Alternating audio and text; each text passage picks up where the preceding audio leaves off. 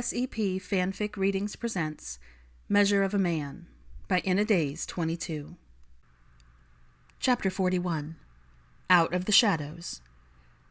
January 20th, 2012. Like shadows eclipsed even the most vibrant colors, the curse held Draco tight within its grip. Ash-white cheeks framed pale lips. His forehead was cool to the touch. Stubborn to a fault, Hermione refused to cede the fight. She followed him to the edge of darkness, summoned her strength, and dragged him back. Blood painted an abstract masterpiece across the floor. Lines and spots, small, large, and a range of sizes between, coalesced to tell the tale of the night that had yet to end. The unfinished portrait of Draco's pain stained Hermione's senses. Everyone held their breath. Time ticked by in an endless sequence of suffocating seconds as they waited for the curse to stop feeding off Draco's flesh, rotting his muscles and melting his bones. When it did, Susan jolted. "It worked!" Padma slackened from relief. "You were right, Hermione." The knot in her stomach loosened slightly. "We need to move him, preferably to St. Mungo's now that he's stable enough." Susan got to her feet. "All my books are there, and we need 0 interruptions." There won't be room. Given everything Hermione had seen before escaping, the hospital would be overrun. "Maybe I can convert my office into—" Her mind went into the sleeping boy on the sofa they'd have to pass. Dean took him upstairs. Daphne stood in the doorway, her eyes on Draco. He's still sleeping. "Can you—" "Of course." Daphne regained her composure. "We're all going to be with him and Narcissa for as long as it takes. You just focus on Draco." Hermione carefully lowered Draco onto his side on the makeshift bed in her old office, while Padma put up silencing charms to mitigate any interruptions. Susan opened the spellbook and flipped to the right page, filling the stilted silence. "The reversal process takes 5 spells. He's been through this before, but it's still dangerous. We'll need to monitor everything. His vitals should alert us to any sign of trouble, but the timing has to be precise, down to the second, or the counter curse won't work." "Okay," Hermione exhaled. "Ready when you are." Susan conjured an hourglass, and Padma waved her wand to enhance Draco's vitals, studying the proof of life laced in the parchment's faint lines. Then they both looked at her. The hourglass embodied time, the ever-present reminder of man's mortality. His vitals are holding. 1 grain equaled a second. 1 turn marked the top of a new hour. "Susan, go ahead and start." Time was as finite as the sands in the hourglass, as was Hermione's patience. "No!" Hermione tightened her grip on her wand. "I'm taking the lead." Draco's wound was festering. The rot was suspended in animation across the surface of his skin. He looked ravaged. "You can't do this," Padma argued. "Each one you start, you have to finish. You're too invested to think straight. You're tired and stressed, and he's your—" "That's exactly why I'm doing this." Hermione rolled up her sleeves. "She won't back down, Padma, and we don't have time to argue." Susan looked across the bed. "Keep monitoring his vitals, and I'll assist Hermione." The hourglass turned over. Liquid power flowed through Hermione's veins like electricity. It flared from the tip of her wand in sharp slices. Precise incantations filled the silence. The air smelled like nature, like earth, like magic. The ends of her curls lifted and twisted when the first counterspell finally bound with the curse. Padma's relieved exhale cut through the rustle of Susan's panicked page-flipping. "Steady." Susan brought the book to eye level and peered at the next incantation. "We're just getting started." Hermione centered her focus. The hourglass flipped. 1. A trickle of sweat slid from Hermione's hairline and caught in her eyebrow. Susan dabbed it away. "Do you need me to repeat the next incantation?" "No." Hermione's pulse thumped hard at her next spell, sharpened the translucent stream pouring from the tip of her wand into bright light. "I can take it from here." The hourglass turned. 2. The curse fought back. Susan's voice was frantic. "You're running out of time." The festering sores began to spread again. Inky black rot crept across his pale skin. Susan returned to the book with renewed determination. The parchment in Padma's hands glowed bright. Draco's vitals teetered on the verge of critical. Ebony tendrils roped wider. The cursed rot spilled like acid across his flesh. Hermione pushed the fear from her mind and repeated the counter-curse with more focus. Then again, and again. She said it until her mouth grew dry, until the edges stopped spreading, until the parchment's frightening pulse faded. He's stable. They all exhaled. The hourglass turned end over end again. 3. Hermione, Susan dabbed her face with a cloth. You're shaking and exhausted. The book says if at any point the curse begins to fight back, we have to stop. I'm not stopping. The only way out of this hell was through. What's the next spell? The hourglass turned. 4.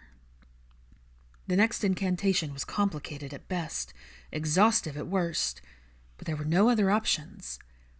Hermione remained just as focused as she had been from the start. White-hot magic adorned Draco's deathly pale skin, layering over the rot and trapping it in a pocket of intense energy that isolated the curse. She was nearly finished when her thoughts began shifting. They needed to determine the extent of the damage, save what they could, and grow back the rest. Her hands shook as her anxiety spiked. Her precision slipped and her spellwork wavered. "Stay the course," Susan said. "You're almost there." The last grains of sand drained from the top of the hourglass to mark the end of the 5th hour. It flipped end over end once again. Another successful spell made Hermione sag against Susan, weak from the exertion. Relief was the terse expectancy of a new day's light. The eager wait to once again feel the pull of Draco's presence was only beginning. The objective was far from finished. They may have long stopped the curse, and the wounds were no longer festering, but now it was time to heal, to repair. When Hermione stepped forward, twin stubborn pillars stopped her. "Be with him," Padma argued with a gentle hand on Draco's arm. "Let us take it from here." Vulnera sanitur. It sounded like a medical melody, haunting and healing at the same time. The black sky beyond the window gradually dimmed to a dark gray. It was easier to watch than the scene in the room. In her periphery, Hermione saw vials hovering in front of Padma as she worked with single-minded focus, though the signs of exhaustion were present in both her and Susan's movements. A drop of one potion, 2 drops of another, 3 drops of a third, on and on. The hiss and mix of wispy smoke was a sign of healing rather than destruction. Hermione held Draco's hand, kept warm by charms, as they carefully worked to make him whole. The stars continued to dwindle as light bled through the clouds. Time marched to the beat of each new spell as she watched his skin knit together in broken lines. Patches of flesh grew anew, and once the process was underway, they dressed fresh wounds. The hourglass turned once more, and they gently rolled him onto his back. 6. "Last time his scars were beneath his skin," Susan grimaced. "This time they'll be visible." There was nothing wrong with scars. Draco had plenty, as did she. They were a reminder, proof of his fragility and resilience, tangible evidence that he was stronger than the forces that tried to take him down. Hermione always thought there was a beauty to be found in destruction. "Can we wake him up?" 2 drops of Wiggenweld potion on Draco's tongue deepened his breathing. Another made the color return. It warmed his icy skin, and brought him back to life. Hermione watched the hourglass turn for the 8th time, but Draco didn't wake. The sun rose on a changed world, yet Hermione felt as though everything was standing still. Draco remained motionless. Theo came in and took over for the exhausted trio, running every magical test in existence to solve the mystery of why Draco hadn't woken with the potion. He left again without a word. In the silence that followed, when Padma and Susan fell prey to sleep after the long night, fear found Hermione. It seized her mind and didn't let go. locked in a sanctuary of solitary madness. Fatigue made it impossible for her to fight off. Tears fell like rain as doubt tainted her thoughts and regret magnified her memories. You should have stopped like the book said. You gave him too much. It was too late. Lies disguised themselves as truth. Hermione didn't know what to believe. Until Draco woke up, she wasn't sure if... The door creaked open. Hermione did a double-take at the sight of Charles Smith entering the room with Theo. Padma and Susan were suddenly awake, ready for the news. Tests are back. There's no trace of the Draught of Living Death in his system.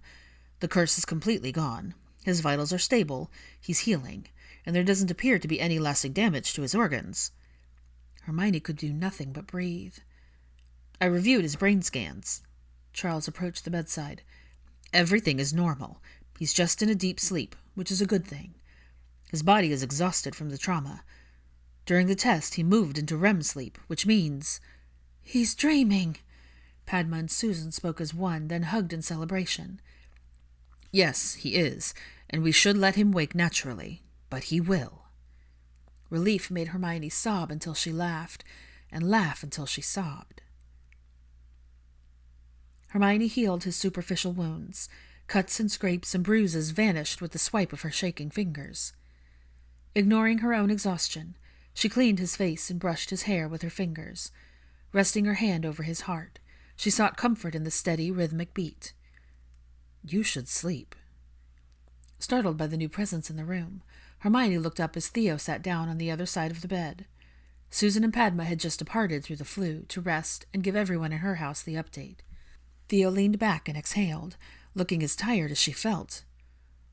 Or, you take the sofa and I'll stay here. One of his eyes opened. He was unimpressed by her suggestion. You look like hell. I've been busy all night, Hermione sighed. As have you. At least I had enough antidotes and staff to handle the rush. Any word on... Kingsley took a few stunners, but he's fine. Harry, too. We admitted him. He was concussed with a nasty head wound. He kept calling Draco a bastard because he shoved him into a wall. Theo shrugged. He was out of it, so I'm not sure what happened there. Ginny's with him now. Anything else? Outside of having the pleasure of single-handedly bringing Tiberius back from the dead, no. He folded his arms, ready for an argument. I know what he did, what he was part of. But my oath... You don't have to explain yourself. I would have done the same. Death is too easy of a punishment. He's under heavy guard in a private suite. Cormac, too, but he wasn't nearly as injured, just poisoned. He tried to escape with the masses and sneak away during the chaos, but Percy stunned him. Good. She yawned and ignored the look Theo gave her. I know what Charles said, but I'm officially so exhausted I can't sleep. I don't think I'll be able to until he wakes. You should go home. I'm sure you have more to do than sit here. I do. Theo paused. I also know what this feels like, and thought you might want a friend. Theo stepped out after Roger came to find him. Hermione didn't notice another visitor until hands came to rest on her shoulders. How is he? Still sleeping. Hermione leaned into Andromeda's touch, not letting go of Draco's hand. Where is... Scorpius is here with Narcissa and Daphne. They're waiting in Theo's office. I thought I'd come first to make sure they could follow. I need to talk to him. Sit. Gentle pressure kept her from rising. Rest. Harry's up and talking to him now, giving him a very light summary. Harry's doing better. Have you talked to Kingsley? I have. Andromeda told her that he was re-establishing order. Percy and the other department heads were with him. The death toll wasn't known, but the Ministry's holding cells were full of Death Eaters. None had escaped. They were rounding up everyone to begin a full-scale campaign on all the other hideouts, and the Wizengamot wasn't putting up a fight. It would take months to recover from this, and he also told me to relay a message. Your responsibility is here, not out there, and right now you need to rest. Theo told me you haven't slept. I can't. Hermione woke with her hand still laced with Draco's, but there was someone else's hand resting atop theirs. Scorpius. He was asleep at his father's side, Albus was curled up behind him. She didn't remember falling asleep, only a vague recollection of Andromeda humming a tune with no words, and the evidence of a haphazard braid proved it wasn't a dream. Hermione sat up sharply. "What?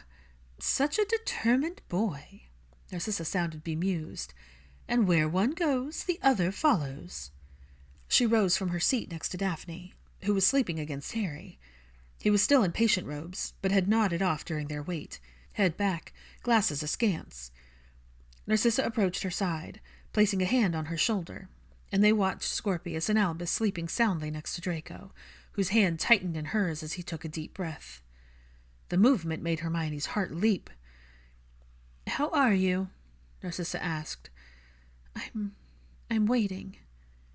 "I'll wait with you." Theo returned with news so rattling he couldn't speak for a full minute. He cleared his throat. "The media wants an update on Draco's condition." That certainly wasn't what Hermione had expected to hear. She and Narcissa exchanged confused looks. Why? There was a heavy media presence at the sentencing. A few reporters wrote articles of their experiences and interviewed witnesses, including a very injured but grateful court reporter who first asked how he was doing. He held out the paper with visible wince. Some photographers captured the fight, too. On the front were Draco and Harry emerging from the poison cloud. Together. They're calling him a hero. Narcissa brightened, alight with excitement, but Hermione shook her head. Draco's going to hate this. Hermione was aware the instant Draco woke up. His vitals leapt, then settled, but he didn't move, and she knew why. There were at least 10 of their friends present. Each had only intended to stop by for a minute, but had ended up staying. Scorpius and Al weren't yet awake, both nestled under the silencing charms placed over the transfigured bed. Quick thinking moved everyone out of the room. Lunch sent Daphne and Dean away with Ginny, and a change of clothes for them all drove Andromeda, Narcissa, and Pansy out of the room. Neville and Harry were harder to persuade. She asked Harry to give Draco's team an update, and Neville to check on Luna, who was at her home with Greg, the puppy, and the other worried children. Blaise left without argument, but glanced at the bed with a chuckle. He'd noticed. When the door closed behind the last of their friends, Hermione took down the charm. Gray eyes were on her, and only her. "Hi. I don't need to—" "Shut up and get in." With a roll of her eyes, Hermione slipped under the covers, molding herself to his side. Draco could hardly move, stiff despite potions numbing his pain, but that didn't stop him from suffering through the discomfort in order to wrap an arm around her and draw her close. "I'm supposed to be taking care of you." "You did." Draco's lips didn't move from her forehead. "I could hear you." They fell into a steady rhythm of beating hearts. Each smoothed the jagged edges of her emotions. Draco kissed her slowly, and Hermione let her eyes flutter shut, allowing herself to feel the swell of emotions and the return of her depleted strength. She exhaled 3 words that had one meaning. Everything. "I love you." They were as safe as the weight of Draco's forehead on her temple, as safe as the gravity that tethered them together. "I love you too." Hermione woke to voices but didn't stir. "Greyback attacked 2 Aurors tracking him in the forest. They didn't make it." "Where?" "Doesn't matter. Nothing you or I can do about that now, Malfoy. You're not fit, and neither am I. Hestia has a new team canvassing the area for reconnaissance. Report back what she finds." Draco kept his voice low. "Padma taught me the incantation, and the potion to mimic Granger's scent is almost ready. The traps have gotten us this far, but we need the potion to execute the plan. They shouldn't engage until the team is in place and ready to lure him out of the Sherwood Forest." "I told them that." Harry paused for so long she thought he'd left. You're a bloody idiot, you know that? You could have died." "Not for the first time." Harry barked out a laugh so dry it sounded like a curse. "You utter bastard! You shouldn't have pushed me out of the way and taken the wasting curse. I do believe you mean to say thank you. I'll pretend I have no idea what you're talking about, because I'm not noble enough to do something so reckless." "You're an arse." Harry didn't mean it. "You're lucky Hermione—" Naturally. There was a pause. Stop pretending to be asleep, Granger. I wasn't pretending.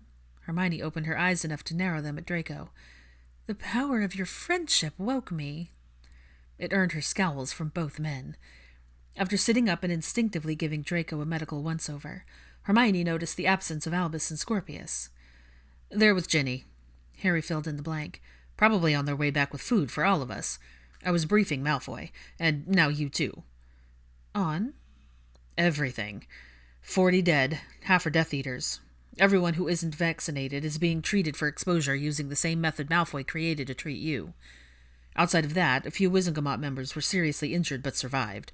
They're scheduled to sentence Tiberius again. Hermione was almost afraid to ask. And the Death Eaters exposed? No. It appears their resistance to the poison was due to repeated exposure. They'd built their own immunity, however painfully. Kingsley's adamant we won't have a repeat of what happened after the Battle of Hogwarts. I can do nothing. Harry gave her a look. Kingsley said with everything paused in the aftermath of the terror attack, he doesn't want to see any of us at work until next week when business resumes. Malfoy longer. That is, if you're not planning on quitting now that your uncles are dead. Change of plans. Sharp gray eyes cut to Harry. I'm not finished yet. January 21st, 2012. Healing never came without pain. It was necessary. Draco's first day home from the hospital was full of discomfort, tossing and turning in agitation. The salve he'd made to soothe his regrown skin was too harsh for him. When he finally slept with the help of pain potions, Hermione worked on something softer that would be just as effective. Assisted by a goggled and gloved Scorpius, a curious puppy, and armed with all the knowledge she possessed and a desire to experiment, Hermione carefully worked without a book in sight. Beneath the midday sun, they walked through the greenhouse that held nearly every herb imaginable and picked what they needed. Echinacea, calendula, bee balm, oregano, thyme, lavender, mint, and yarrow. Scorpius returned with the biggest stalk of aloe he could hold, while Hermione carefully broke off a piece of the enormous cactus she ignored more often than not. Scorpius looked at the mixture in his basket with confusion. We're creating something to help your dad's skin. A magic potion? He asked softly, excited at the prospect of another trip to the brewing room. Not exactly. She fixed the strap of his overalls. Magic can heal a lot of things, but sometimes the earth helps. How? We'll mix fresh herbs and plants. No magic needed. Hermione offered her hand, and he didn't hesitate to take it. I'll show you. Cutting, mincing, chopping, dicing, mixing. Hermione worked in the kitchen, showing Scorpius how to grind herbs using a mortar and pestle, then blend everything together. Without a recipe, she improvised. They were halfway through when Scorpius leaned in and inhaled. Smells good? Green, he signed with a playful expression. It smells green. A smile spread across her face when he blushed. You're right, it does. Did you know green is my favorite color? Scorpius nodded, and she continued mixing herbs, thinking back to the one time the topic had been approached. Let me guess. Your dad told you? Yes. Then he looked down at his hands. You live here. That's why your dad says I like green. Scorpius nodded. Hand me the mint, please. After accepting it, Hermione made quick work of cutting up the bunch and mixing it into the concoction. He's right. My parents used to take me camping when I was little, and like here, there's life and greenery everywhere in nature. The smell of books and grass, these are the things I love. She nudged him a tiny bit. And you, too. The little boy dimpled, his ears turning red. And Daddy? Yes, so much that we're creating something for him, just like he has for us. When it was ready, Scorpius sat on his knees and watched Hermione spread the mixture on the patches of Draco's inflamed skin. Cooling charms on the gauze made it easy to apply, and once she was satisfied with the results, they left A behind to nap with Draco. The puppy had hardly left his side since they'd returned home. After a lunch of cheese toasties and tomato soup, they added today's adventure to the scrapbook of herbs, and she read him a story that ended when they both dozed off in the chaise. Hermione woke at the first sign of what was sure to be a stormy dusk, but it wasn't long before Scorpius yawned himself awake as well. They watered the plants while the rain rolled in. Scorpius surprised her by not shuffling before asking questions about what had happened. "Why do bad people want to hurt us?" "I don't know." Momentarily surprised, Hermione took her time to answer. "It's hard to know for certain why bad people do bad things. But what I do know is that there are more good people out there than bad. Good people like the Aurors and the task force who fight the bad people and protect us all. That's what your dad does, and Harry, too." Scorpius was quiet for a while. "You saved Daddy?" "I did." He watered his table garden of recovering plants before putting the water can down to sign something else. "Scared? You?" "I was," Hermione signed back, "but I knew I needed to be brave for you both." Scorpius stopped at the touch-me-not, which didn't need watering, but he ran his fingers up the spine and watched them fold up, much like he saw Draco doing from time to time when he was in deep thought. It was then that Hermione noticed Draco in the doorway of the conservatory, holding a yawning puppy and wearing a loose shirt. Scorpius perked up when his father put A down and the puppy scuttled across the floor. "You're supposed to be resting." "Hard to rest when I smell like the garden." Scorpius giggled from his spot on the floor as A licked his cheek. "Do you feel better?" "Yes." Draco sat next to her, still ginger in all his moves. "What sort of balm is it?" "It's not a balm. It's an herbal blend we created." "We?" "Mm-hmm." Hermione and Scorpius exchanged proud smiles. "Yes, we." Draco looked between them. "What's in it?" "Can't tell you." She leaned a little closer. "It's a secret family recipe." "I'm sure Scorpius will share with me, won't you?" The smile on the little boy's face faded slowly as he looked first at the puppy, then at the two of them. Rising to his feet, he shuffled like he did when he wanted to ask something, but he wasn't sure he had the words for. "What is it?" Hermione asked. "Are we a real family?"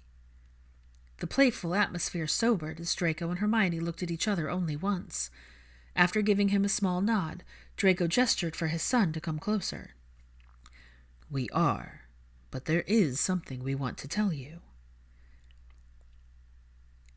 January 23rd, 2012. The state of Roger's office was alarming.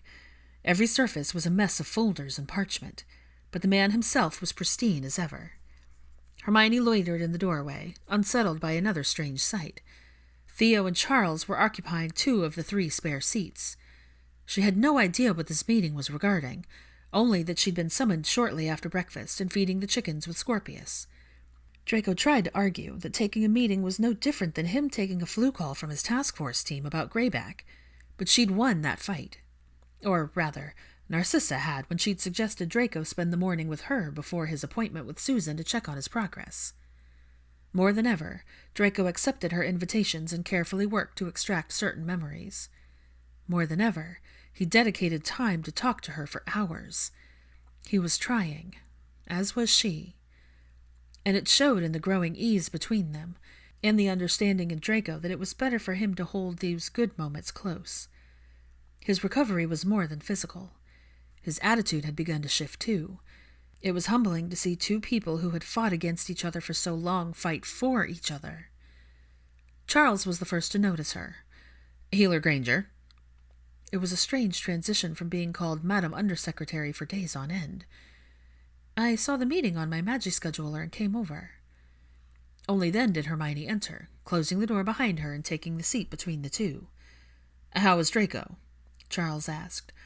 "Better, regaining his strength." She appreciated his concern, but turned to Roger. "Shall we? He and Narcissa are—" "That's precisely who we're here to discuss." Roger eyed the large stack of folders cluttering his desk. There had to be at least 20. "I don't understand." "These are the references to alternative healing that I've received this week alone." He gestured to 2 other stacks that were just as high. "Those 2 are the ones I've received since the 3rd of the month, and there are more incoming." Hermione blinked. Okay, so we're experiencing an influx. Do you need me to end my medical leave? No, Theo shook his head. What Roger is trying to say is that these are new patients with the same or similar symptoms to Narcissa. All attributed their symptoms to age, but in light of Provardi's in-depth article on her illness, people are now asking to come in and have tests run. Some had other issues that warranted different treatment, but these are the ones we've diagnosed with the same form of dementia. The media had been supportive of Narcissa in the last few weeks, commending her on her poise and grace in the face of mortality. Her bravery was a badge of honor for how well she'd managed to keep herself together while living with her disease. Still, the amount of new cases was staggering. Hermione stared between the stacks. This is too much for one department to handle. We have 2 new healers coming to the research program, Roger said. Healer Smith has recruited a few members of his team to join our department in the coming months as well. And from what I understand, you and Draco are brewing more of the experimental potion. That's correct. Hermione sat back, arms folded curiously, looking across the desk at Roger. Draco had bottled a batch the night before, and she'd assisted because he'd gotten tired in the middle of the process. I don't understand why I'm here exactly. We just wanted to discuss your plans and keep you informed about ours. I'm going back to Healer Academy for a shift in specialties. I've enrolled in courses that begin in March. The expected track should have me finished by the end of the year. I'll need a mentor. You've already got one. Charles gave her a look, then a smile that she returned. I didn't want to assume. It would be an honor, Healer Granger. A quiet moment passed that left Hermione humbled, thinking back to their very first flu call that he had led to many more. All at different hours, different days, sometimes in the middle of the night. He never turned her away, not once, and he'd been the first to truly help, to teach and guide her. It was nice that their relationship wouldn't change in that aspect. Charles was a wealth of knowledge she was eager to learn from. In the meantime, Roger shifted in his seat, I think it would be wise for you to attend bi-weekly meetings like this to keep you up to date. Theo tells me you're assisting Kingsley in the ministry part-time. I am, but only until we find a candidate for undersecretary. There were a few applications from overseas beginning to filter in. Hermione had yet to narrow the field, but there were enough options to begin considering who would be the best fit. She hadn't been to her office since the attack. The ministry was shut down to be decontaminated with only essential personnel allowed on site, personnel that had to be vaccinated before entering. Theo's teams had been working around the clock producing vaccines and antidotes. Draco and I had begun discussing a theoretical approach to add to the existing potion. Now that we know, in some way, it slows down the progression of the disease, we'll investigate additional possibilities to expand upon that. Charles informed her of something she hadn't quite realized. He has made several doses for his mother in the coming months, but I know little of his plans to propagate the ingredients. We're growing most of them in our greenhouse, but we're in the process of forming a partnership with the university that would be beneficial. Draco's family has seeds and plants from extinct species that the university will begin to propagate in nature, one being the silphium plant we use in the potion. It'll be a couple of years in the making, but until then our capacity is limited by how much we can safely harvest, but in the future we'll expand.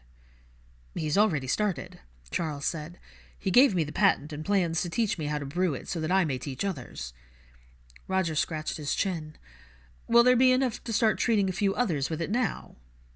I doubt it.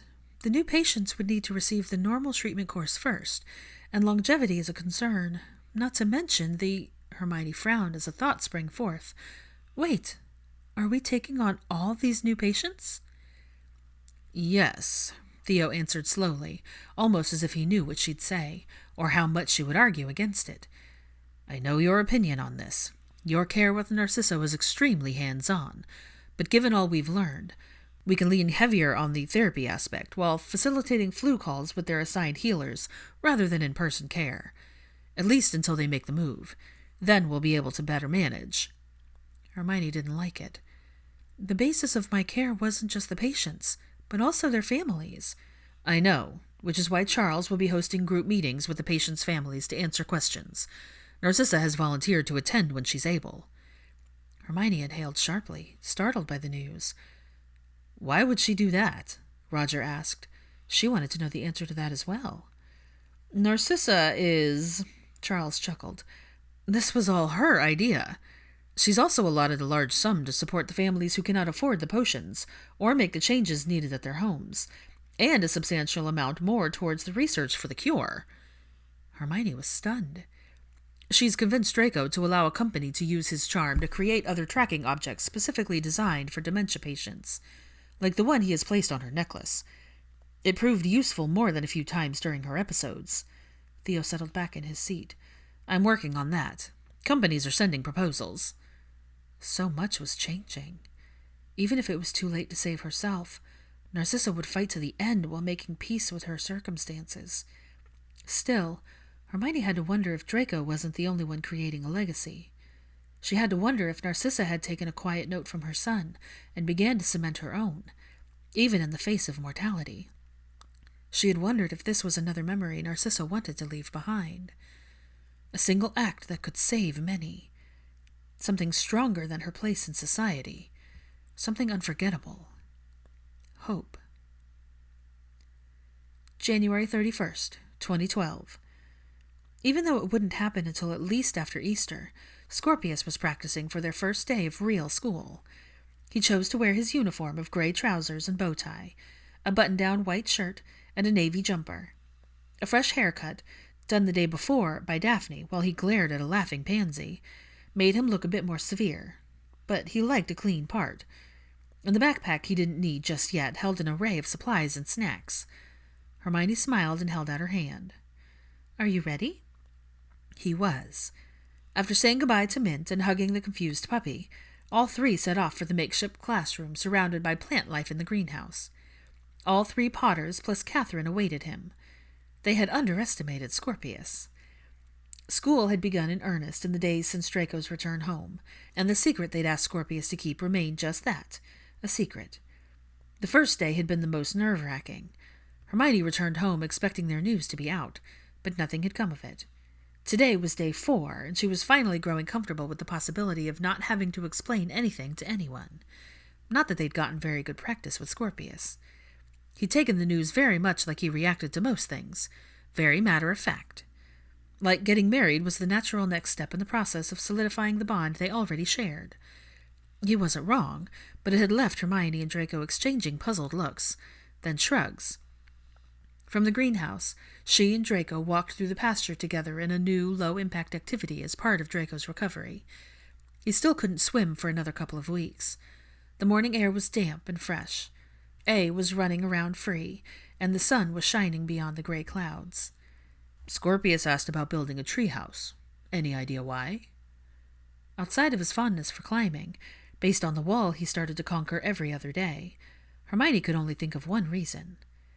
I remember Albus wanting a treehouse to celebrate making it to the trees. Something he did regularly now, each time less fearful and more confident. Draco looked like he'd bitten into a rotten lemon. Must it be here? Yes. Rolling his eyes, Draco continued on. Don't think I don't know you're out here checking the wards. Hermione nudged him. I wasn't trying to be subtle. I know, just like I know what you and Harry talk about now that he's been allowed back to work and is handling your duties in your absence. How did... Being allowed back in my office has proved beneficial, Hermione preened. Although I do wonder if canvassing for Greyback is part of your duties, because Harry's definitely taken on that role in your absence. It is. Draco squinted at her. The potion is ready, and I know they've been conducting controlled experiments in Sherwood Forest to lure him out. I know something is coming, and You've only been back at the Ministry 1 day. I'm productive. Hermione offered a smile she knew was irritating. One might say No. Draco took one look at her and frowned. I already know what you're thinking, and I am not eager to live through another encounter between you and Greyback. Hermione clenched her jaw, adjusting her grip on his arm. That was an exception, not the rule. The exception had me finding pieces of you. Another exception had you dropping into the conservatory with a wasting curse, eating away at your skin and bones, Draco. That was different. How exactly? I know what we agreed to before, that one of us needs to stay behind. I know why, but this is an entirely different situation. It won't be an ambush, at least on our part. I know Padma taught you the spell that temporarily turns a werewolf back into a human. I've heard enough of the plan, and it's solid. All of this could— Granger! Hermione looked ahead as the approaching trees and inhaled a crisp morning air. It appears we've already reached an impasse before the argument began. No, we haven't, because this isn't an argument. Oh, you don't want me involved, and I refuse to sit this out. She couldn't hold back her frustrations. What happened at the park showed me that we're better when we actively work together. It's when we split up or when we're ambushed that everything goes to shite. He made a small noise. Don't shut me out. Hermione turned and held his gaze. Greyback is my fight just as much as he's yours, if not more. I'm not a damsel in distress, Draco. I'm the source of my stress. Trust me, I know. Hermione almost laughed at how put out he sounded, but she couldn't. Not when she had more to say. Greyback, he robbed me of my peace of mind and my sense of security, my independence. The nightmares aren't as bad anymore, but I deserve the chance to take back some control I lost. She stopped walking when he did. You and Harry have already worked out an agreement. I only want to be part of it. I want to contribute. You said it yourself. I'm obstinate, reckless, and dangerous with any spell that involves maximum damage with minimum effort. Her smile grew. All compliments. A quirk of humor flashed before sentiment settled, and Draco's expression turned serious. You should know I never intended to shut you out. I planned on briefing you when we had something more concrete than sightings, like if he began to move in the direction they're leading him in when the potion was tested later this week. Perhaps when we were closer to triangulating his area. Oh. And if I hadn't pressed the issue or insisted? I wouldn't have either. But given who you are, I already knew the likelihood of your silence on the matter was slim. Hermione chuckled as she looked back at the house. Andromeda and your mother will be around for tea soon enough. At least they would if today was a better day than the one before. Now that you're done fussing, it would be a shame to waste this moment alone. Draco draped an arm over her shoulder and pulled her to his side. They're exceedingly rare these days. We just had a moment this morning. And their soak in the clawfoot tub had left them scrambling to dress and get ready before Scorpius woke. I'm greedy. The murmured words tickled her temple before he kissed it. You know this. I do, and so was she. Their lips met in a languid kiss, teasingly slow and luxurious in the stolen moment of serenity before what was sure to be a long day. Only then did Draco let her pull him back along the path in the dormant grass. A loud whistle from Draco brought a running A in their direction. When he caught up, Draco didn't miss a beat, picked up the puppy as he pointedly ignored Hermione's chuckle. You're spoiling him, you know. He's tired. A's tongue hung loose from the side of his mouth as Draco scratched his chin. It's a long walk back to the house. No harm in helping him. Remember that when he's 100 pounds. Draco quirked a brow at her. Featherlight charms aren't especially complicated. Well, he wasn't wrong. Zippy was serving tea to Andromeda and Narcissa when they entered the home. Draco and Hermione joined the sisters after declining a cup from the elf. Draco reviewed a stack of parchments from the table while A napped in the middle of the sunny conservatory. Then he offered them to Zippy with an approving nod. Draco, what are those for? Narcissa asked. Business with other properties. What business could you possibly have with the— Warding. Draco cleared his throat. In my preparation for a few tours in the summer. Gray eyes widened a fraction before he settled back into his normal demeanor. But it was too late. Today was a good day for his mother, and Hermione could see the wheels in Narcissa's head turning. Andromeda's, too. The only reason you would need to— Narcissa squinted exactly like Scorpius whenever Pansy got too close. Draco, is there something you wish to tell me? Once again, Hermione was looking back and forth between a mother and son. Only now, Andromeda was staring at her too, with a growing realization. Well, some secrets couldn't last forever. I may be losing my faculties, but I am far from a fool. Draco, did you not explain to Miss Granger what this means? She's aware. Draco met his mother's challenging gaze. Mother? Narcissa turned to Hermione. The only reason Draco would need to tour the properties is to introduce the elves to their new mistress, which means we're engaged, Draco said rather ineloquently. The room was very quiet. Oh my! Andromeda sounded vastly entertained. Finite Incantatem revealed her ring. Narcissa said nothing for a full minute, while Hermione and Draco glanced at each other in silent conversation. Hermione's head tilt meant, well? Draco's slight shrug said it could have been worse.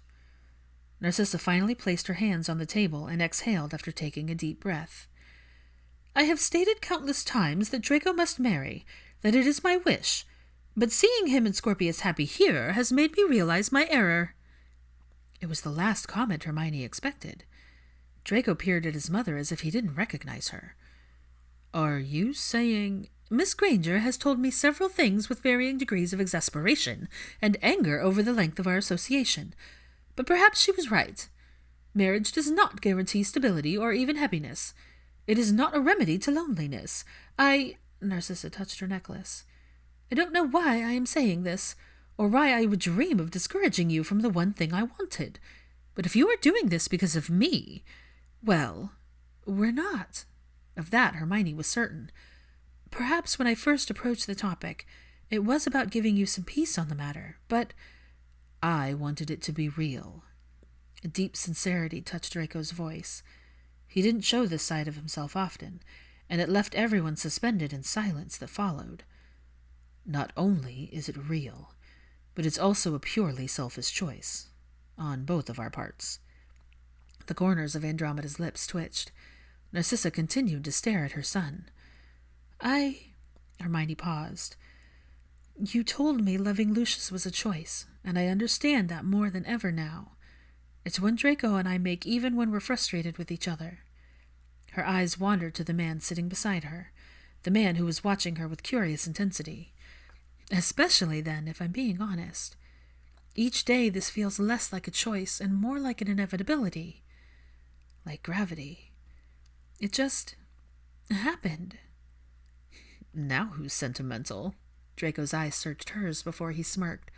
Weren't you just berating me about... I was, and I'll continue to aggravate you forever. Do you have a point? No. Draco rose slowly to his feet, still stiff but far more fluid than days before. I must be off. I have therapy with Bones shortly, and Granger has 30 minutes before her flu briefing with Kingsley about the list of volunteers to put out the fire next week. His amusement was evident in his mischievous grin as he kissed Hermione's cheek and bid his mother and aunt goodbye. Have fun. Oh no. A smile crept across Narcissa's face, like a spider with prey tangled in its web. The older witch knew she had Hermione cornered. Oh! Hermione tried to stand, but her knees met the table's edge and the teacups rattled on their saucers. She sat back, again trying to grasp for a swift exit strategy. I only just remembered I have to call Padma. Her wedding is this weekend, and, never mind that.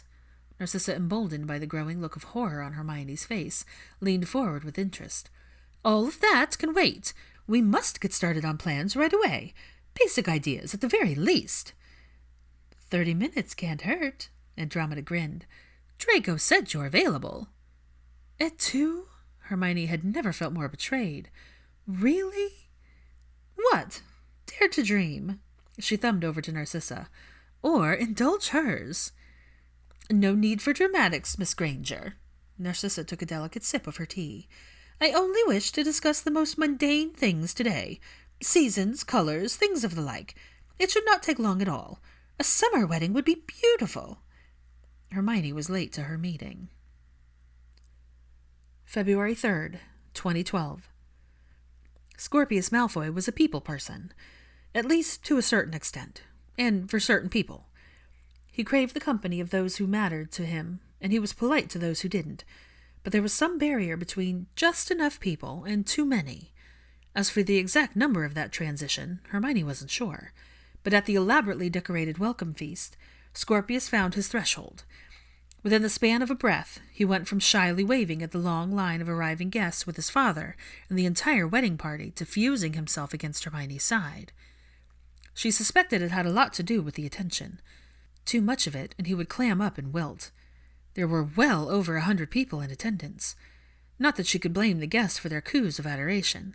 Scorpius looked adorable in his burnt orange kurta, and the oversized sunglasses Blaise slipped onto his face at the last minute.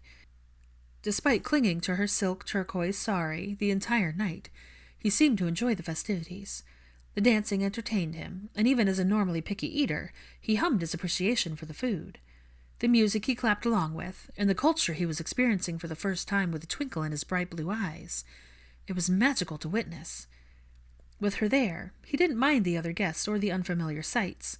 Scorpius laughed loudly upon seeing his father dance for the first time, and smiled when one of Padma's aunts referred to him as Hermione's son, while complimenting their appearance. Hermione didn't correct her. There was no need. Thank you. She'd done a little reading on the wedding festivities and could explain some things to the confused little boy, but not everything needed words when the example of love and two families unifying was all around them. Fireworks lit up the sky, and the only proof of Draco's presence, as he was off with the wedding party and the parents of the bride and groom completing smaller rituals, was the silence that fell the moment it started. He'd done the same for Scorpius. From wherever he was, and in peace, they watched the show in silent wonder. Adequate words did not exist to express how she felt with the warm weight of a sleepy Scorpius in her arms, and the brilliant display of magic lighting up the sky. A low conversation by the flue resulted in Scorpius deciding to spend the rest of the weekend with the other children at the burrow. Molly was still awake when Hermione delivered him, but Scorpius was not. He only barely opened his eyes as she laid him next to Albus, and was asleep again before the door closed behind her. February 4th, 2012. Hermione imagined a nice weekend alone with Draco in their rooms at Zabini Manor, but in reality, wedding party duties meant no opportunity to take advantage of their suite. The first time she saw Draco that morning was after the private sunrise tilak ceremony, which ended with Blaise emerging with the physical proof of Padma's father's blessing, a dot of red kumkum paste on his forehead. He was on his way to the Kelvin ritual, which he and Theo decided to attend with Blaise, who had no brothers. But the sight of Draco in a simple light blue sherwani and an ivory churidar measured to precision made Hermione retract every condescending thought she'd ever had about Pravati objectifying him all those months ago. "I was right, wasn't I?" Pravati nudged her in the ribs, then fixed a bit of her lavender sari that had gone awry. "I'll leave you to ogle him in peace while I flaunt my fit-as-fuck date around all the naysayers at lunch after prayer." "Fit?" Hermione cocked a brow. "I see things are going well." "Nobody is more surprised than me." She eyed Charlie, who'd cleaned up well in a green kurta, and was standing between Percy and Lee Jordan. "I'm beginning to understand the appeal of a man whose single pursuit is me." Hermione chuckled and watched her saunter off before following the visual trail back to Draco. In a moment of quiet honesty, she could admit that it wasn't just the traditional robes that drew her attention the entire day, even as she was surrounded by friends. It was Draco Malfoy embracing his role as a groomsman, socializing, comfortably speaking Hindi, and wearing so much color. It was Draco Malfoy exemplifying his knowledge about each traditional magical aspect of the ceremony. It was Draco Malfoy running perfect interference with Theo on Mrs. Zabini when she so much as stepped a toe out of line. Like so many other things in his life, Hermione knew his actions were born from a sense of duty, though this time it was to his friend rather than his family. But part of her had to quietly wonder if his wholehearted dedication was also an exercise in avoidance and distraction. They hadn't talked much about what would be happening on Monday morning. Extinguishing the fire. Hermione had forgotten about all of that by the time she stood in front of Draco, each holding a mango leaf they'd used to cover Blaise and Padma in turmeric paste during the joint Halad Shadavane ceremony. She'd seen so much of his competence and selectively aimed charm at play that it left her visibly flustered. "You look." Draco's eyes wandered down today's sari. "Bahut Khubsarat." That one she knew. Very beautiful. When Draco left with Blaise and Theo, a cackling Ginny handed her a glass of ice water. "You look parched." Pansy looked like the cat that ate the canary. If Draco asks, I've stepped out to cool down. He would know where to find her. Unfortunately, Hermione's plan to end up in the infamous reading area, while everyone celebrated, was foiled by Padma's surprise request to join her for the Mendy ritual that evening.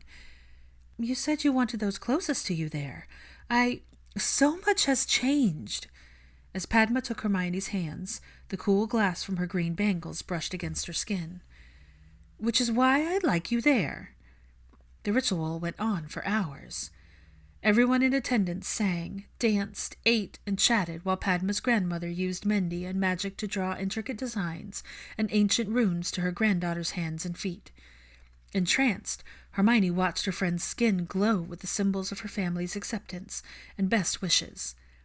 Something peaceful settled over Padma as the older witch weaved magic in a language Hermione couldn't speak. But she recognized the runes. Their language was universal. Love, happiness, prosperity, joy, fertility. Mrs. Zabini frowned in distaste at everything, but was too polite to decline Padma's mother's offering to do the same with different runes. There were so many aunts and cousins present that no one was left out. Hermione had little recollection of time passing in the electric atmosphere. Parvati whinged but eagerly held out both hands to whom she'd declare her favorite aunt. And when 6 of their aunts and cousins turned to the rest of their friend group, Pansy, Luna, Daphne, and Ginny were quick to accept. Susan was hesitant. Both Hermione and Cho tried to decline. But in the end, they all agreed together. We'll hide your love's name in the Mendy, and when you see them, turn it into a game. Cho's smile faded. Love is confusing right now. It's something I can neither cry or smile about. Hermione was struck by her honesty. But I've spent a lot of time with myself, rebuilding and loving who I've become, letting go of my anger and bitterness. I don't know where I'm going, but maybe... She exhaled as the first rune drawn on her hand began to glow. I'll close my eyes, and you can draw my name in the Mendy. I'll find it myself. Because she loved herself. I can do that. Padma's cousin flashed a sincere smile. Relaxed from the ritual, Hermione stared at Cho for so long it earned her a strange look. What? I know we aren't close, but maybe going forward we can change that. Cho's smile grew slowly. I'd like that very much. February 5th, 2012. Draco was already gone when she woke, but he'd left a cup of tea. Green tea for the energy Hermione would ultimately need to get through the day. The ceremony was just as beautiful as their greenhouse elopement. Once the auspicious silk shawl that hung between them while a priest chanted fell away, Blaise and Padma only had eyes for each other. Nothing else in the entire world mattered. Not Padma's deep scar proudly on display, even with the Mundavalia on her head. Not when they were nearly blinded by the shower of Akshata.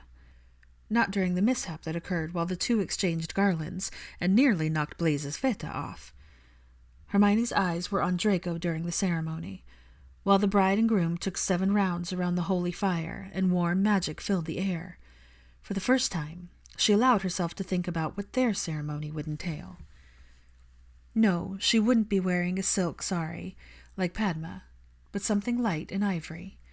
Instead of a cream, red and gold kurta like Blaise, maybe she could convince Draco to wear something other than black. Maybe. A smile twitched at her lips. She doubted it. Ever observant, Draco quirked a brow at her. Hermione's thoughts carried her through the rest of the ceremony and into the reception, drifting to Draco, whose eyes fell on her more times than she could count. He was busy with groomsmen activities, but she knew one thing. He liked her lenge. It was elaborate for her tastes, but Hermione had to admit she liked the way it made her feel. Pastel green, it had a floral design studied across the bottom. By the time Draco finally found her and dropped a warm hand on a curve of bare skin, she was mid-conversation with 2 Patel cousins, one very amused Pansy, and both Greg and his petite wife, Dahlia, who had a laugh 10 times the size of her body. She reminded Hermione of Luna, which was fitting as the two bonded immediately upon their introduction. Polite, yet dry, Draco smoothly extracted Hermione from the conversation and had the decency not to give the men a cold look enough to stop time. He led her in the direction of the wedding party table with 2 words in greeting. both short and sweet. We're eloping. Though it had been a beautiful process of joining, not just two people, but their entire families, Hermione couldn't agree more. Dinner was an elaborate affair that led right into dancing around an ecstatic bride and groom. Hermione lost track of everyone as the floor crowded, but she noted Cho and Theo talking alone, and thought it curious before Draco whispered something that pulled her into action. Follow me. Hermione lingered a polite length of time before following him out through the great doors. Draco was waiting for her by the window in a very familiar place. The open reading area was just as she remembered it, save for tonight's edition of floating dahlias. Candlelight cast dancing shadows across the shelves, highlighting Draco's figure as he feigned interest in whatever book was open in his hands. But his lack of glasses meant he couldn't read a word and was being dramatic just for the sake of appearances. He certainly made quite the visual. Like the rest of the wedding party, he changed out of his ceremony garb and into something more fitting for the reception, a darker gray, long-sleeved chewani with a lighter gray and navy kurta beneath that bore a floral design. His long legs aired on the side of excess in the churator that was fitted in all the right places. If it was any less alluring, she might have been aggravated that he managed to look handsome in any attire. Your thoughts are loud. They are. Hermione couldn't settle her mind if she tried. We have a long day tomorrow. It's delayed due to the rain. I received word this morning. We can pick up Scorpius in the morning rather than tonight. Delay wasn't denial. The gathering at the manor was still happening, but picking up Scorpius in the morning hadn't been part of their plan. Oh? We can... Let me guess. We can enjoy a selfish night. Wait. Hermione slowed down and remembered what she'd learned. Something in French. Draco's playful tone was more sweet than sinful, but her pulse fluttered nonetheless. Yes, she had been practicing. She was eager to learn. Eager to spend another Christmas in the mountains with him and Scorpius without the need for a full-time translator. More French. The compliment on his teaching skills made him smirk, but it faded as his gaze dropped to the intricate patterns weaved across her arms. I see you. 3 words stole her breath. Standing in front of him, she was open, overexposed, but the weight of his stare was anything but agitating. Do you? It was emboldened. What do you see? Each step brought her closer.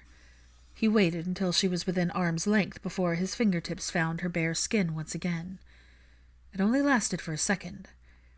Moving to her shoulders, he traced the dark henna design in search for where she'd hidden her heart. First, he found Scorpius in the mehndi on her right palm, a carnation in full bloom. Then he found himself hidden in the runes on the back of her left hand, a crescent moon. Still locked in an orbital dance with the earth beneath it, their definition of gravity had been given a new meaning in this design. No longer held at arm's length, like this, they were together, eternally. Distant echoes of the party filtered through the corridors, but Hermione ignored them when Draco drew her closer. Her shoulders tensed as his grin softened into a smile of understanding. Draco tilted her chin up and brushed his lips over hers, murmuring, Are you going to tell me no? She nipped at his bottom lip. No, but as a warning, I'm not wearing any. Draco swallowed her words with a deep kiss, groaning at the taste of her. They made it no farther than where they stood. Draco tested her ability to hold back, and she had never cared less about failing in spectacular fashion. But the music drowned out every noise. The moans and groans, whispered and demands paled in comparison to the symphony of celebration. She was on the edge, already ready to burn for sweet release. It had been a long few days, and this slice of solace was steeped in a weekend's worth of longing to be near him for more than a few minutes at a time. He picked her up, taking the last thread of her control with him, and pressed her back against the shelves. Hermione took Draco over the edge with her. Her name on his lips melted into a slow, sweet kiss. But euphoria didn't last. Between the end of one song and the start of the next, they heard 2 sets of heels on the hardwood, 2 voices laughing and talking, 2 people approaching. Their eyes widened in a mix of humor and horror as they scrambled apart. A comedy of errors ensued as Draco tripped over his own 2 feet, and Hermione snagged her Lenge trying to retrieve her wand from its hidden pocket. They were both lounging on the sofa by the time Pansy and Daphne appeared arm in arm. All looked normal enough, or close to it. Draco had a book in his lap to cover his untied curator, and Hermione had an excuse on the tip of her tongue as to why one heel was on the window and the other was on her foot. Pansy's eyes narrowed into slits without hesitation. "Tell me you didn't!" When Draco choked back a laugh, Hermione smiled and said, "We didn't." February 7th, 2012. The fire was still alive. From the top of a nearby hill, the warded dome shimmered like a child's snow globe, yet the scene inside the magical boundary was anything but innocent. Roaring flames echoed loud enough to reach where Hermione stood with her arm looped through Draco's. They watched in silent reverie for the last time as flames licked the outline of the wards that had stood the test of time. Hermione's eyes traveled to the faceless crowd surrounding the once grand home. Some they knew, most they didn't. Everyone was there for one purpose: extinguishing the flames. The wards flickered only once before dissolving in a dazzling display of light. For a heartbeat, there was nothing but silence. No one dared to breathe. A deafening roar tore through the air as the fiend fire arced newly freed arms of flames outward, reaching for anything it could touch. Spreading in all directions, it attacked, mutating into a fiery beast. It rose higher than the structure it had been confined to for so long. Shaken from their initial stupor, the crowd fanned out. Narcissa gasped. Hermione's grip on Draco's arm tightened to keep him in place. The ground beneath their feet shook. Her ears felt as though they were about to explode. The flames intensified, fed by the oxygen and magic. The fiend fire's heat radiated all the way up the hill, and the power of its anger rattled the earth. But when they regrouped, they all had their orders. Some went on the offensive, flinging counterspells and advancing, while others strategically hung back. The firefight lasted well past the peak of day, leaving the sun obscured by a blanket of smoke. Ash covered everything. What was once green now looked like the surface of the moon, devoid of life. And though the sight was forever burned into Hermione's memory, it was the smell, the combination of sulfur and magic, that left her dizzy in the hours that followed. But she didn't flinch. She didn't cover her nose and mouth like Andromeda and Narcissa when it became too much. No, Hermione stood beside Draco, and they watched favor swing back and forth like a pendulum, between the fighters and the flames.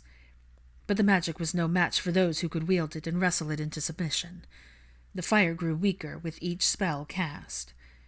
Draco's hand shook despite his face remaining carefully blank as the last of the flames were extinguished. Silence sat heavy in the aftermath. Plumes of smoke sent their offerings to the skies and pillars. Memories laid bare in the wreckage. A low groan cracked the quiet, and she was reminded that the manor had only been held together by cursed flames and magic. It finally started to crack and crumble, just as it was meant to years ago when the stasis wards were placed. The manor was reduced to rubble in minutes with a resounding crash. A pained sob ripped through the air. Heart-wrenching and raw, it was hard to tell if Narcissa's cry was from sorrow or relief. Draco let go of Hermione's hand and hugged his mother close, then tighter as her legs went weak. Hermione looked to the ashy sky to keep her own emotions in check. She didn't know how long they stood there. Time was marked only by the uneven sniffling of Narcissa regaining her composure. Years of waiting had led to this moment. She had no intention of rushing the family staring down the smoldering ruins of their legacy. When Hermione next looked around, the volunteers were gone, likely back to the restaurant Draco had rented out for the day in Diagon Alley. Only 4 remained. Hermione lingered with Andromeda as the Malfoys decided to make the haunting walk to the grounds where their home once stood. "I heard this was your doing." Andromeda wrapped an arm around Hermione's shoulders as they waited. "Kingsley told me this was what you wanted out of helping the restoration." "It was." Hermione looked down. "Draco and I came here in August, and hindsight is always so clear. I didn't—" She looked at the mother and son staring at the rubble that was once their home. All Draco could see was destruction. He felt trapped by the fire, held in stasis by the flames, and I wanted to show him that he wasn't, to give him a chance to create something of his own. He has. This place had seen death and sadness, was reduced to charred remains, but a light breeze shook a layer of ash from the trees. It was a reminder that the land hadn't died. Nature persisted. The grounds would remain, forever infused with memories of happiness and sorrow, life and loss. The change of seasons would bring new growth from decay. Narcissa couldn't stay much longer. She and Andromeda left together with a small pop. For what felt like hours, Draco walked the area with his hands behind his back, carefully stepping on broken wood beams and charred brick. Only the foundation survived. Hermione dissipated enough of the ash cloud for the sun to shine on the space. Gray eyes landed on her in invitation, and an outstretched hand beckoned. She joined him in the center of the rubble. It didn't take long for Draco to break the silence. "You're in awe of all of this." "I am," Hermione answered honesty. "You know me. I see beauty in everything." "Ever the optimist." "To balance your pessimism." She cleared a spot in the rubble with her foot. "But I wonder how truly pessimistic you are. Creation is an act of letting go, and you're doing just that. You've been doing that. Only now you're choosing the unknown instead of the known. You're thinking of more than Scorpius's future. You're thinking of your own." "You've been a terrible influence." "Or the best." Hermione smiled when she felt him behind her. She leaned back against his chest as his arms wound around her shoulders. "Not that you'll admit it." "I won't." But in saying that, he did, and they both knew it. Draco took her hand and led the way, clearing a path in the wreckage for them to stand on even ground. When he stopped, so did she. "What is it?" "A lot has happened here, but without the walls, it's hard to remember." His following chuckle was dry, if a little sad. "My father died here, and I thought I'd remember exactly where he stood when I last saw him. But now that I'm here, I can't rebuild the layout in my mind." "Maybe it's better this way." Draco made a small noise and turned his back to her. "I thought I'd feel something different than I do now." "What do you feel?" "Relief." The sun caught his face, and Draco closed his eyes in the warmth, inhaling the breeze. Hermione wondered if he could finally understand the beginning found in each end. "We can stay as long as you'd like." "We can go." Draco looked around one last time and exhaled. "I'm ready." Clouds hung low and lazy over the earth. The sky darkened as night drew near. The storm building wasn't outside. It lived within Draco. Whatever peace he'd found earlier was challenged by a restlessness that had no name. Hermione wasn't the only one who had sensed it. A lot of sleeve-tugging and long looks had preceded Scorpius dragging his father into the kitchen after dinner and to climb up the newly created wall on the side of the house. His only request had been signed. "Bake with us, please." Not something they did often, or for the reward of sweets, but Scorpius had begun to adopt her habit of wanting to make something when he felt frustrated and needed some semblance of distraction, and he wanted his father to do the same. So they made a sad lemon meringue pie.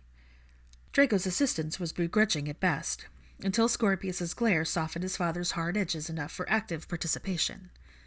Kneading dough, cracking eggs, and tasting Hermione's French while the pie baked improved Draco's mood. It was further lifted when his mother, Andromeda, Pansy, and Daphne all came over to enjoy the impromptu dessert.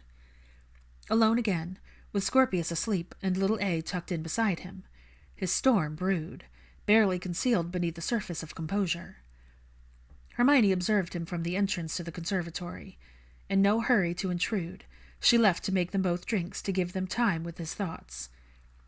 The success of the day weighed heavy on him, equally with grief and relief, but that wasn't the only thing on his mind. Ignored since he declined Kingsley, the parchment made a reappearance 2 days ago, and had followed him through every room in the house since. When she returned, drinks in hand, Draco was once again reading over the offer. Then he put it down, took off his glasses, and turned to the star-filled sky beyond the glass above him. Hermione knew the reason for the parchment's re-emergence. Kingsley needed an answer. I brought you a drink. Whiskey for his troubles and wine for her resolve, something a little robust she'd chosen from the part of Narcissa's collection that had made its way to their home. They drank on the sofa in silence, enjoying each other's presence with her legs draped over his lap. Draco's free hand was on her thigh, his thumb absently swiping back and forth. It was hard to believe she'd once hated these silent moments. They were now some of her favorites. Their second drink was enjoyed in front of the window. There was no third. Hermione felt good with Draco's arms around her, leaning against him as they watched the sky. When he rested his chin on the crown of her head, she asked, "How are you?" "Better." Hermione turned her back to the pasture illuminated by the moon nearing its peak to face the storm inside the conservatory. "Any news from your team tracking Greyback?" "With the full moon so close, I didn't send them out." "Good." That narrowed her mental list of his worries. "Still looking for someone to take your seat?" His gaze remained focused on the moon. "I am." I know you're making a list of candidates, which is efficient. I just think—" "You're probing." "I am." A hand on his jaw drew his eyes to hers. When Draco drank, his cheeks took on a warming pinkish hue. "I told you we would revisit this conversation. You won't find what you're looking for in any candidate's profile." "Granger." "It's you." The sweep of Hermione's thumb across his cheek was affection incarnate. "It has always been you. There is no better option available. And what's worse is that you know it. You have known it since he asked, but you're too realistic. No one wants to see a Malfoy in any aspect of government, much less the Wizengamot." "Maybe not any Malfoy, no. But as it stands, you happen to be rather well liked, especially right now." Judging from his sour expression and the way he'd been dodging interview requests, he couldn't stand it. Draco scowling at Parvati when she asked on behalf of her colleagues was amusing to everyone except the parties directly involved. He cleared his throat and looked away. "I'm certain they'll wake up and remember I'm—" "You." Draco took a deep breath, but said nothing more as he returned to the sofa. Hermione remained firmly in her spot, watching and waiting out his irritation until the silence stretched too thin. "You are more than capable, and I'm not the only one who sees it. Tearing yourself down is no longer an option, much less something I'll allow you to do." Draco scrubbed a hand over his face. "I know you have plans for the apothecary." Frustration bled from Hermione's veins. "I know you want to fully immerse yourself in the shadows in order to give Scorpius a quiet life without judgment that stems from your past. I want that life for him, too. I want that life for us. And I don't think this will hinder those plans. Before the Wizengamot involved themselves in every bit of ministry business, their sessions only lasted half the year, and not everything would require a hearing. The course to return to that has already been set by Percy, and his successor is continuing down that path." Draco summoned the whiskey bottle and poured himself another 2 fingers. After a passing moment in deep contemplation, he drank, wincing a bit. "I have no interest in the machinations of politics, nor do I care to involve myself. You, of all people, should know this." Forgiveness, repentance, and atonement. The strength of her tone made him freeze. "You said that you're still working out the last one for yourself." "I can atone in other ways." "I agree. You can." "Is this the part where you'll tell me the same thing you told Kingsley?" He cocked a sarcastic brow. "What was it? What a man can do with power?" "Yes, but it goes much deeper. It's about character. What a person will defend and what they'll resist. What they do when their back is against the wall and everything that matters is at stake." Every hard lesson she'd learned gave her the patience to wait for Draco to speak. But he didn't. He just stared at the empty glass in his hand, lost in thought. Her restraint wore thin.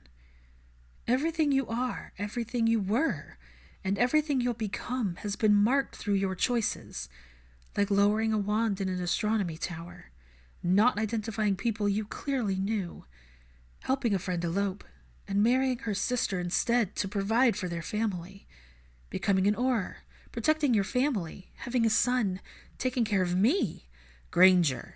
You aren't him anymore, Draco. Truth spilled like silk from her lips, smooth and easy. Hermione picked up the parchment and held it in both hands. I have learned every step of the way that you have grown past that boy. You are so much more now, yet you're the only one who doesn't see it. This seat wouldn't make you someone else, and it wouldn't turn you back into who you were either. Say what you like, but people will always suspect me. There's no escaping my past. Since when do you care what people think? Hermione watched tension settle in at the ridge of his shoulders and the clench of his jaw. You can create your own future by using your past. You want to atone? You aren't the only person who's made decisions and need mercy. There are more. There will be more. You have the opportunity to pay it forward. Draco set his glass down and turned the full weight of his attention to her. Tiberius is a prime example of that fear of losing power corrupts those who desire it. Hermione drew closer, settling next to him and lacing her hands together. I see you. I know you. And I understand some part of you is afraid others might never trust you because you still struggle to trust yourself. But it's clear to me why Kingsley asked you. Kingsley trusts you. As do I. Hermione refused to let him look away, cupping his jaw when he tried to look up at the night sky. You want a better future for Scorpius? This is your chance to be a part of its creation. Lead by example. Nothing can be accomplished from sitting in the shadows. His focus narrowed on her. He was listening. Teach him by righting the wrongs your family benefited from in the past. Bigotry, nepotism, the corruption that empowered the Malfoys. Now is your chance to atone for the sins society perpetuated before us. You can be part of the solution. Clean it up for him, for yourself, and for us. Draco's stare was piercing, but he said nothing in response. The pensive furrow of his brow told her enough. A heavy sigh spoke louder than words as he returned to the window. Hermione didn't protest. And if I say no? Then we'll keep looking for someone to fill the seat. Hermione joined him, drawn to his side by the undeniable magnetic pull that kept them in each other's orbits. I won't love you any less. If at any point I choose to leave, then so be it. Hermione shrugged. It means it wasn't for you. I wouldn't even consider it a failure, but rather something that's pointing you in the direction that you're supposed to take. Another step in the journey, if you will. You know. Draco angled himself away from the window, reaching back to pull Hermione in front of him. With her back against his chest, she felt every ounce of his deep breath. You could take the seat. I could, she whispered, watching the moon rise above the tree line. Once upon a time, I might have, but I'm not that person anymore. I can't speak for the future, but right now I have other work to do. Like focusing on their family, like finding a cure. The earth held its breath in the stillness found only in the dead of night, but Hermione matched each inhale with his, then each exhale. In, then out. I'll be 1 of 50. 1 is better than nothing. She leaned her head back against his shoulder. But if this isn't what you want, I meant what I said. I'll support your decision either way. It took hours for the remnants of Draco's trepidation to dissolve. A volley of fears and reassurances filled the time, but Hermione stayed by his side. It may have already been dark outside, yet when Draco finally signed the parchment, she saw him step out of the shadows for the first time. February 9th, 2012. It started with an impromptu girls' night. Once the usual attendees had arrived, Luna suggested they invite Greg's wife Dahlia. Catherine was escorting Scorpius to the Potters, and the little boy was instantly drawn to the woman who'd once been broken by his misery. She smiled and held her palm out facing him. Scorpius reached forward to touch it. Your piece is warm. The little boy's smile lasted until he disappeared through the flue with Catherine. Harry stumbled through the flames well after Ginny mixed the first set of drinks with a message, but his forlorn look at the spirits led to a vote, and when he was allowed to stay for the first time ever, he looked as though Christmas had come again already. Harry's admittance to the affair led to a pivot in the otherwise loose plans. Catherine volunteered to stay with the children, and Harry dragged Draco from work. Earlier that day, his team had successfully drawn a target out of the forest and tracked it moving southwest. Hermione was anxious to know more about the results of the experiment, but that conversation would have to wait. Ron came through the flue with Charlie, and enough cheap chicken and cheaper beer for everyone. Pansy Flu called Percy. Both Greg and Neville, dirt on their hands and all, stumbled through a few minutes later, after Luna's hair bounced off.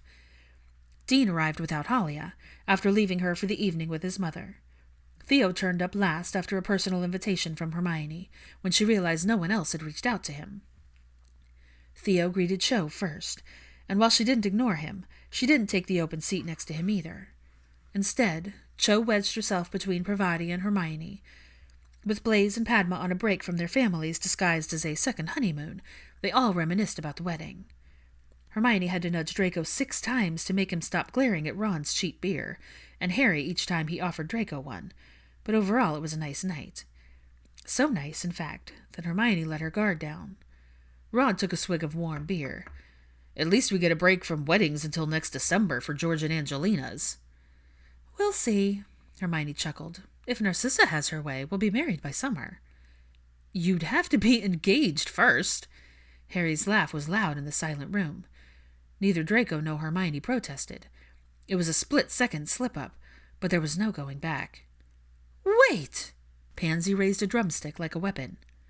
"Are you?" Hermione and Draco's eye argument went on too long. Smirks from Percy, Theo, and Ginny grew wide and wild. Harry and Ron blinked at her. Neville was as cheery as Luna was smug. Dahlia didn't know their story, but she looked pleased nonetheless. Pansy appeared ready to scream or club them both with chicken. Charlie's chuckle cut the silence like a knife, and Parvati followed with a giddy squeal loud enough for them to cover their ears. Against all odds, Parvati's voice found an even higher pitch when Hermione ended the concealment spell and revealed her ring. "Since when?" At least 4 of their friends said at once. "New Year's Eve," Draco smirked. "Morning." Pansy and Daphne joined Parvati in yelling, especially given the fact that they'd brought in the year as a group. Their friends were putting the pieces of all their interactions together, and Hermione couldn't help but laugh as they theorized out loud. It would have gone on longer had a corporeal Patronus not come hurling into the conservatory. "We've tracked Greyback, just as you anticipated. He's here." Hermione looked at Draco. "Here?" "The manor." Harry and Draco were on their feet at once, the former kissing his wife and the latter looking at Hermione when she stood as well. "You aren't going, are you?" Cho asked her quietly. Hermione's eyes never left Draco. "I am." "You're going to let her?" Ron argued from somewhere to her left. "After what happened last time? It's madness." "It is," Draco agreed. Ron was momentarily stunned. "Wait, what?" "But short of an Imperius, there's not a force in existence that could stop her. Unless you plan on casting it. I don't think it's up to either of us." Draco looked down, the corner of his mouth twitching. "Which is why Granger will need a better pair of shoes." A determined smile spread across Hermione's lips before she took off for the bedroom. She returned in a flash, dressed properly with everything she needed. Her beaded bag was fully stocked, and her wand was tucked securely in its holster. Draco and Harry were waiting in front of the fireplace, with their friends gathered nervously around them. They'd sorted everything out in her absence. Daphne would keep Scorpius, Ron would call her parents, and Pansy would notify Narcissa and Andromeda of what was happening. "Keep each other safe." Ginny's parting words were directed at all 3. They would. Hermione looped an arm through Draco's. They left with a crack just behind Harry. One team made up of 2 Aurors and 2 task force members were waiting in the clearing of the haunting ruins of the manor. The air still smelled like magic, but it was no longer thick to the point of suffocation. If any of them were surprised to see Hermione, they kept it to themselves. "Status." Draco and Harry spoke as one. They were as unified as the blend of teams around them. "Margot and her team of 4 tracked him 2 kilometers north of here, but they're keeping their distance. Moon is at 97% tonight." Only one night past its full peak.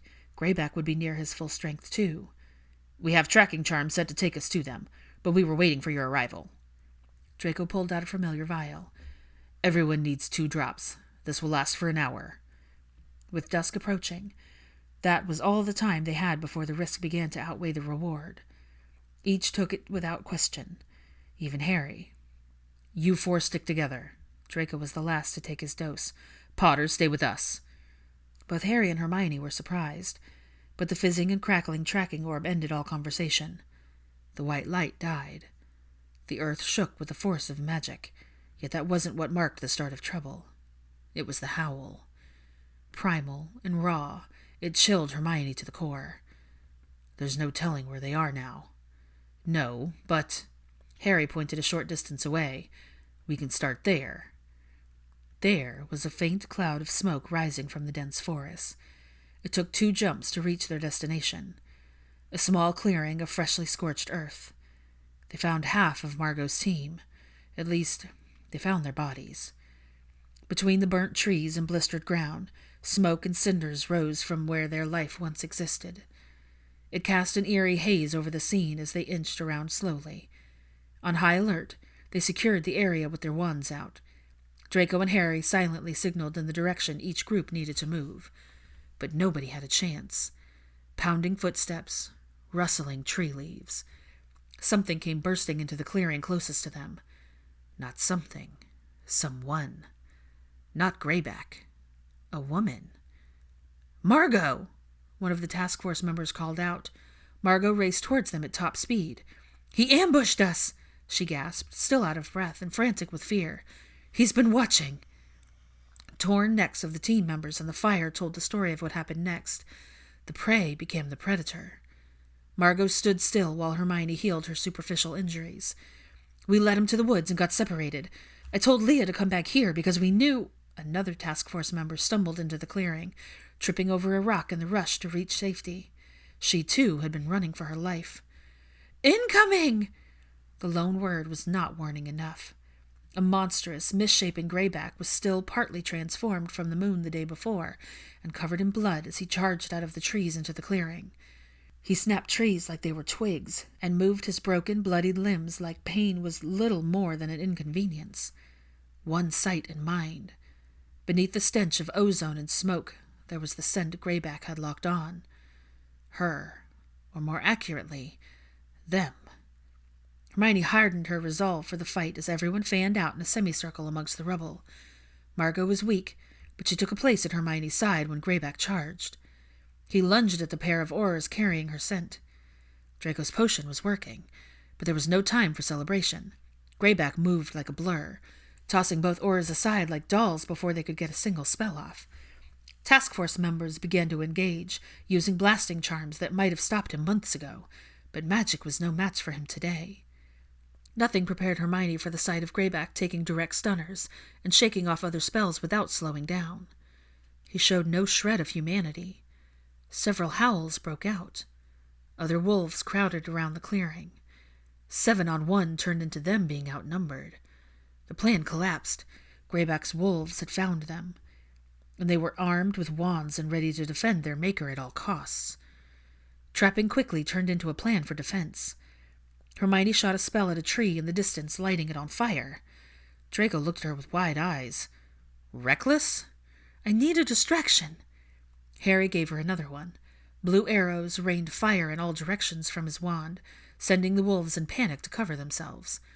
It wasn't the flames they were fleeing from. It was the light. Today was the day after the full moon. They were drained. It was sensory overload. Hermione moved to shock their system again, but Draco beat her to it. Taking a move out of her book, he shot blasting spells at every burnt tree husk. Hermione had just enough time to cover her ears before the wood exploded. "Lumo Solem!" Barely a moment to look away. She shielded her eyes just before a flash of blinding light ignited the dusky sky with a glow that rivaled the sun. The wolves cowered. Trained for the unexpected, the Aurors and task force used the opportunity to their advantage. The clearing gave no room for cover. When spells started flying in earnest, Hermione found herself ducking and dodging while deflecting. Margot fought with a wild fury, casting binding gold ropes that wrapped themselves around the necks of 2 wolves and tightened. Assistance in the form of a spell from Hermione sent them flying back until a tree stopped their bodies and left them in a heap. The flames crackled on. Hermione glanced around them in time to watch an aggravated Draco stun the wolf nearest him. They both scanned the wreckage for any sign of Greyback, but the beast was gone. Distraction may have kept them safe for the time being, but it had driven the wolves and Greyback to retreat. Instinct lured them back into the woods. Harry was panting when he finally reached them. "Backup is coming. I sent everyone else to give chase to the wolves. Margot, stay here and wait for the others. I gave them our location, so keep this area secure." "Yes, sir." "We have to hurry." Hermione looked at the darkening sky. "Greyback will be impossible to find after nightfall." He might not know these woods, but his senses were sharper than theirs. "Maybe not," Harry shrugged, "but I managed to get a tracker on him before he fled." Draco was vaguely impressed. "How did you—" "I hit him with the tracking charm. Wasn't part of the plan, but—" Harry waved in the general direction of the charred remains. "Fire arrows, tree bombs, and blinding light weren't exactly part of the plan either." "You've always had a gift for thinking on your feet, Harry." Hermione smiled before looking over to Draco. "Shall we?" They both placed a hand on Harry's shoulders and allowed the spell to take them to their target, or close to it. They landed near where they'd started, but the forest was dense, old, and damp, despite it not recently raining. Unease settled in the marrow of her bones as they listened for any sign of their target. Light steps led Harry over rotting wood stumps. Hermione followed a safe distance after, and Draco covered them from behind. A low snarl and the snap of twigs barely registered before Greyback sprang from his hiding spot. Harry went down with a shout. His wand flew from his hand. Hermione aimed the strongest blasting spell she knew at Greyback. A jet of magic struck the center of his chest and flung him back. One tree clipped his shoulder, a second caught his leg, then a third stopped his momentum as a hulking figure slammed against a trunk with a crack. But it wasn't enough. Hermione could hardly believe her own eyes. What would have immobilized even the most competent man only fueled Greyback's fury. He looked up, locked eyes with her, and the earth slowed on its axis. For a moment, Hermione was back in the hospital hallway all those months ago. His hands tightened her throat, and it only lasted a second. This time, she was not at his mercy. This time, the tables had turned. He must have known it, too, because his roar of frustration shook the birds loose from the tree limbs in mass exodus. Rage rattled in the air around them. Injured, still bleeding from the unhealed curse, with fresh burns from Harry's arrows singed in his matted fur, Greyback looked every bit the monster of her worst nightmares. But they had a plan.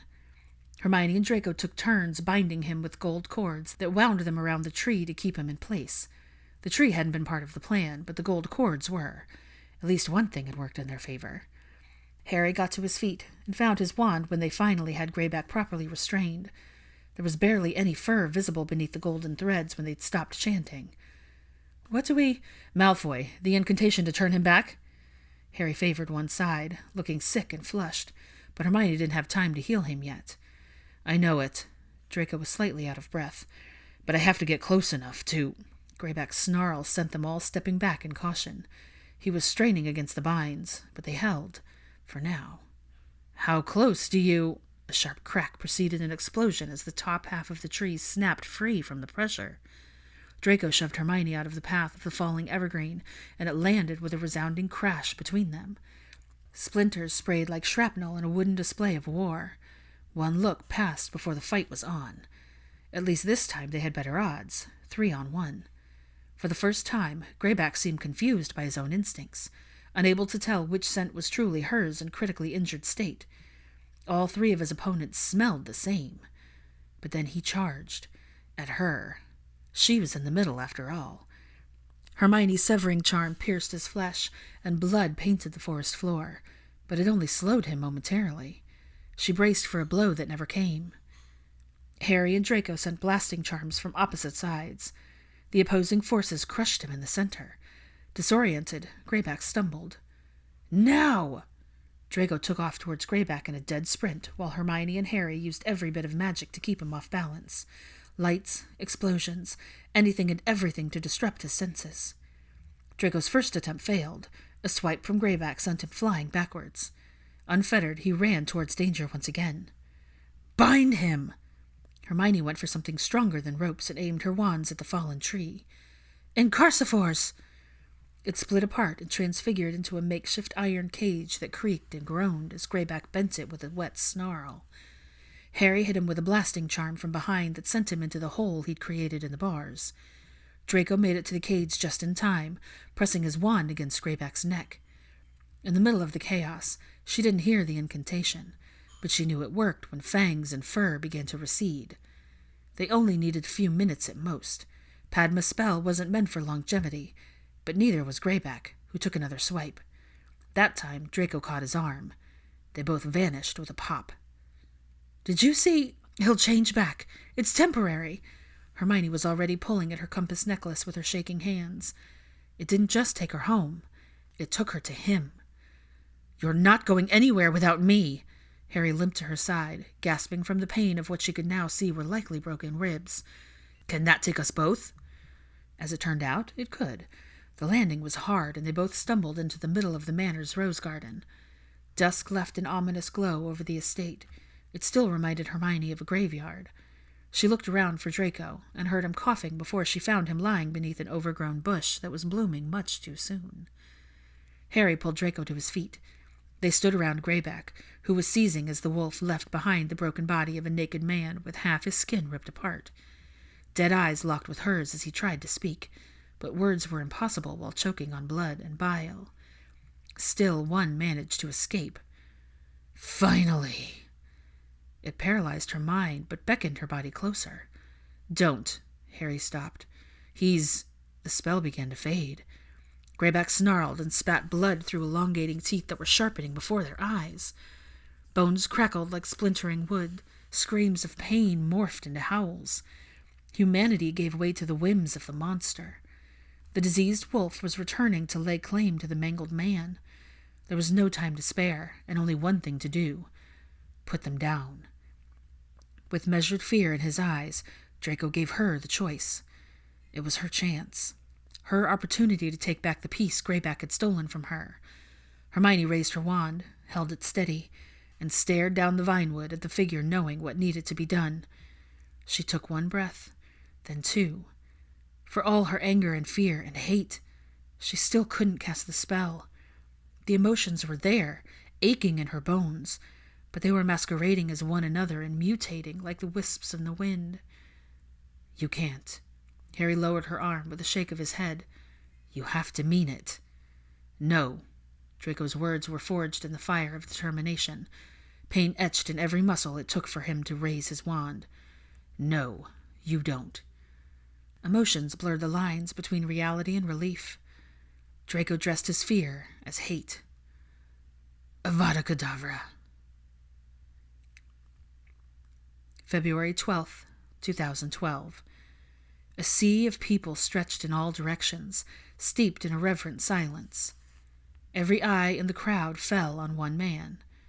It was nothing short of magical. No one spoke. No one moved.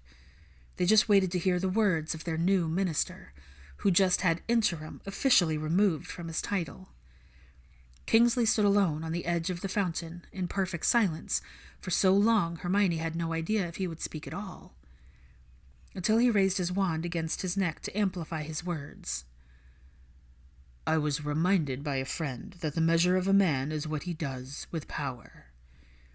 From the hidden room overlooking the crowded atrium, Hermione went so still that Scorpius looked at her in concern. Standing in a chair to get a better view of the sight below made them the same height. All he had to do was lean against her in an act of comfort. She pressed a quick kiss to his temple. "I'm fine." And she was, even as they waited for the news. "While it can be used, misused, and abused, power can also transform the course of history. But this depends on both the character of the one wielding it and the choices they make. And while we are gathered here with the belief that I am the person who shall decide such things, I am here to say that I am not. Under my leadership, that power rests with you. All of you." The door opened, and soon Draco was a presence beside her. An internal investigation had kept him away all day in a meeting that even her temporary position as senior undersecretary hadn't granted her access to. But what she did know was both she and Harry had spoken on his behalf. Hermione hadn't made it more than a few minutes into her interview before berating the panel for even hinting at the possibility of charges. Draco's expression remained devoid of emotion, but Hermione knew he had been entertained by her defense, especially when she'd boldly stated that had Harry delivered the killing curse, there would be no investigation. They'd stuttered and stumbled over their reasons, and to Draco's eternal amusement, Hermione had made them pay for every word uttered out of place. They'd all looked properly shamed. She'd been just as happy as the panel to be excused, but now they were waiting. My job as minister is to lead and empower, to facilitate and guide, to pursue and encourage progress. Verdict came back. Hermione froze. And my use of the curse was deemed justified. Relief made her lean against him. Then I immediately tendered my resignation to the DMLE and notified them of my intent to accept a seat on the Wizengamot. I am preparing us not for the predictability of the past, but for the reality of today, and the unknown that is tomorrow. How are you feeling? Draco released a fraction of more than the tension he held in a heavy exhale. Free. She believed him. I am not a perfect man, but I am determined to lead this imperfect institution into a better future, and this future will not be a continuation of our past. The ministry is, just as we all are, capable of change. It is up to all of us to be the change we seek. They each placed a hand on Scorpius's shoulder and looked at each other. Everything wasn't perfect. There were more battles to fight, more victories and losses they would face together. But today's success was enough for now. They had time to breathe and experience a happiness that wasn't fleeting. Together, as a family, the future was finally here. It was now. The ultimate measure of a man is not where he stands in moments of comfort and convenience, but where he stands at times of challenge and controversy. Martin Luther King, Jr.